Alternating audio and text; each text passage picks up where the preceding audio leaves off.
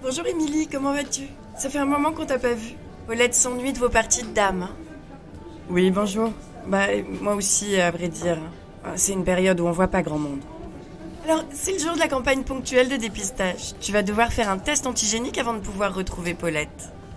Un test antigénique? C'est quoi exactement? Alors c'est très simple, hein. Tu vas suivre le fléchage et les pancartes, tu arriveras dans la petite salle à côté du réfectoire, c'est là que le test s'effectue. Et là-bas, l'infirmier ou le biologiste sur place t'expliqueront tout ça. Bon merci, j'y vais tout de suite.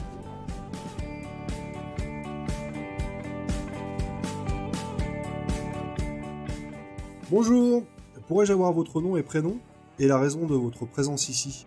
Avez-vous bien rempli le registre et le formulaire à l'accueil? Émilie Diaz, et oui, tout est rempli. Ok, je vais vous faire un test antigénique à partir d'un prélèvement nasopharyngé. Est-ce que vous connaissez le principe? Oui, je connais le principe du prélèvement, j'en ai déjà eu. En revanche, je ne sais pas du tout comment on obtient un résultat avec ces tests antigéniques. Mon collègue biologiste vous expliquera tout ça. Moi, je dois continuer à faire les prélèvements sur le reste des visiteurs et du service. Vous le trouverez dans la prochaine salle à gauche. Bonjour, c'est votre collègue infirmier qui m'a dit que vous pourriez me renseigner sur les tests antigéniques. Est-ce que vous pourriez m'expliquer comment on obtient les résultats? Bonjour. Alors, les tests antigéniques détectent des protéines virales. Contrairement aux tests PCR, il n'y a pas d'étape d'amplification du génome viral. C'est-à-dire que les protéines virales ne vont pas être multipliées au cours du test. Il est donc logique que leur sensibilité soit moins bonne que pour les tests RT-PCR. Alors, pour rappel, la sensibilité d'un test, c'est sa capacité à détecter des patients infectés sans faire d'erreur de diagnostic et sans laisser penser à des personnes infectées qu'elles sont en bonne santé, ce que l'on appelle des faux négatifs. Selon certaines études sur les tests antigéniques, les personnes avec des charges virales fortes sont plutôt bien détectées avec ces tests rapides. Jusque-là, rien de compliqué. En revanche, quand le test est négatif, il me semble important de préciser qu'il reste un risque que vous soyez porteur du virus.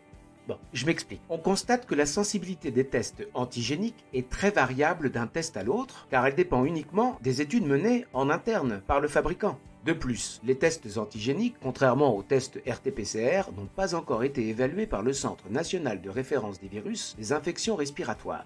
Certaines études démontrent que passé un délai de 3 jours d'infection pour les personnes symptomatiques, les risques de laisser passer des cas positifs augmentent. C'est forcément plus compliqué encore pour les asymptomatiques, qui ne savent même pas qu'ils ont été infectés.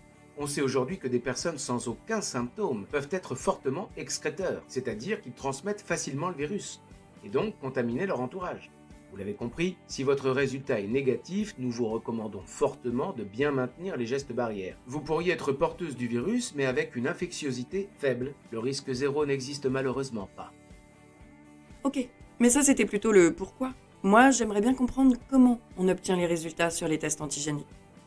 Alors, le test antigénique va chercher dans l'échantillon qui vous a été prélevé des protéines du virus. Par comparaison, le test RT-PCR, lui, va détecter le matériel génétique du virus, son ARN, celui contenu au cœur du virus.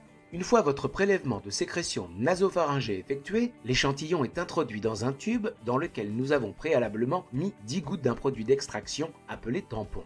Nous mélangeons ensuite le contenu du prélèvement au produit tampon et pour finir, nous réouvrons le tube et disposons 4 gouttes sur une plaque réactive comme celle devant moi.